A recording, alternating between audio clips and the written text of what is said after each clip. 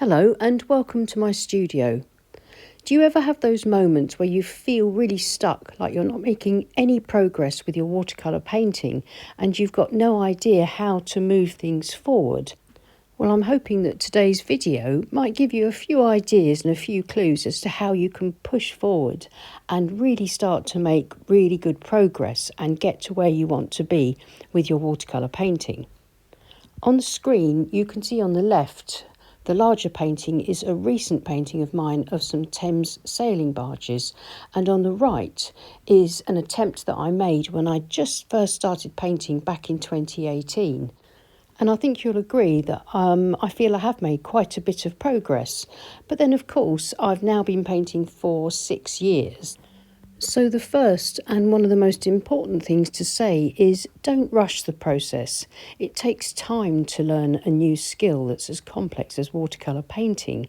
So try to relax and enjoy the journey wherever you are, whether you're at the beginning or whether you're an intermediate or somewhere in between, because it's being content with where you are at the moment that is going to give you the ability to then make progress.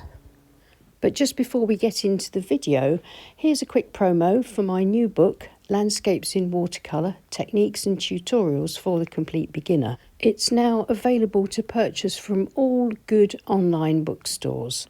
So follow the links below if you're interested, or you can find it in your favourite bookstore. So it's really important not to be too hard on yourself. Part of the deal of learning any new skill is knowing and accepting that you're not going to be particularly good at it at the beginning. That's part and parcel of learning anything. If we were really good at it right from the start, there'd be no point in learning it. So if we accept where we are on the journey, and also accept that if we put in the hard work and the practice, we will make progress. Watercolour is a skill like any other, and the more practice we put in, the more we will make progress. So take away that critical inner voice and you'll find it'll be much easier just to get down to enjoying the process of learning, in the knowledge that you will improve the more practice you put in. The simple act of removing that self-judgmental pressure that we put on ourselves frees us up to then be sort of analytical in a positive way about our work. As a sense of positive self-critiquing is really important. For example, rather than me saying this painting is really muddy and overworked and lacks any focus or point of interest, I can reframe that and look at it and think, well, this is a good starting point, but I need to try again and refine my ideas in my next painting and try to bring those improvements to it. So by not being too hard on myself, I was able to move forward and to start a new painting and improve the compositional ideas that I felt were lacking. And here in this painting, I think it's a lot more finished. We have our focal point. It's a lot less overworked and a lot more refined. So that was number one, don't be too hard on yourself. Number two is get to know your materials. And by that I mean really get to know them so that you know everything inside out. Discover the colours that you really enjoy using and then see what they do together by mixing them and swatching them out and finding the kind of colour mixes that are going to be really useful. And then try those colour mixes out in your paintings. See how they look when you mix them on the palette and then place them on the paper and see how your paper behaves. And get to know what kind of surface of paper you prefer, whether you like rough, smooth or cold press paper, whether you like cotton paper or whether you prefer a wood pulp paper. Trial and error is really important in order to get to know your materials. Play around with your brushes. Don't just choose a brush because another artist uses it. Try different shapes out. Another artist like me might prefer using a wash brush that's a mottler, like a flat brush shape, but you may prefer to use a mop brush and find that it's much more versatile in your work. So don't be afraid to experiment with your brushes and find the ones that you prefer that work the best for you. So that's number two, get to know your materials. And number three, Practice your drawing and sketching skills.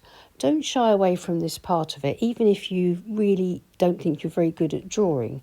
With most types of representational or even semi-abstract painting, having a structure behind your painting is really important, and that's what you learn to build in a sort of more mature and complex way as you improve your sketching and drawing skills. I often get artists telling me that they feel their paintings look quite childlike and they don't know why that is. Well, very often it's because sketching and drawing skills just need to be improved, sharpened up a bit. If we go back to the photograph that I showed you at the beginning, this is a case in point. My first painting on the right that I did when I started in 2018 was painted from my imagination, and my drawing skills and sketching skills weren't very developed at that point because I was just starting on my journey. But by taking my time and building and consolidating on my drawing and sketching skills, I'm now able to produce images that are a little bit closer to what I have in my mind. So that's number 3, improve your drawing and sketching skills. So number 4, in how to improve your painting, play and experiment.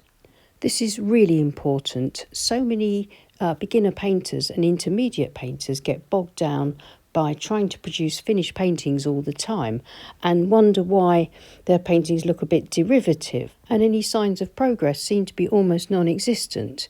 This is often because we need to take the time to experiment and play with paint, paper, brushes, materials in order to discover sort of unique effects, to get to know our materials, to find the colours and the style of brushstrokes that we really enjoy using. And it's this kind of experimentation that can push our work on, can push us forward. Not only do we then begin to progress as we discover new and exciting techniques and ways of painting, we also develop our own unique style. So it's through play and experimentation that our work begins to look less derivative and become something unique and more complex. So tip number 4, play and experiment. That brings us on to my last tip for today, and that's tip number 5. Try not to follow tutorials all the time. Of course, tutorials and demos are an incredibly valuable resource, and we're so lucky to have so much available to us online and in books. But the danger of just following tutorials and not experimenting and trying to create your own work is that you're constantly chopping and changing, trying to sort of imitate other artists' styles. And you'll find that that sort of stifles your own personal creativity and probably leads to a sense of dissatisfaction with your work. Whereas as you build and progress with your own style and your own work, then you will really begin to feel sort of creatively fulfilled. And you will then begin to see some progress and you'll start to build up your own unique body of work. Well, I hope those 5 tips were helpful. Let me know in the comments what you think. And also, if you've got any tips for the art community here, I'd love it if you could put that in the comments and we'd love to read them. Thank you very much for watching. If you found this at all helpful, I'd love it if you could click on the thumbs up button. And if you're new here and haven't already subscribed, then I'd love to invite you to do so, as it's free to do and it really does help with our reach here on YouTube. And thank you so much to everyone that supports us on Patreon. We really do appreciate you. If you'd like to support the channel on Patreon, then please follow any of the links below. And if you're interested in my new book, there are links there for that too. I'll see you again soon. Take care and happy painting. Bye.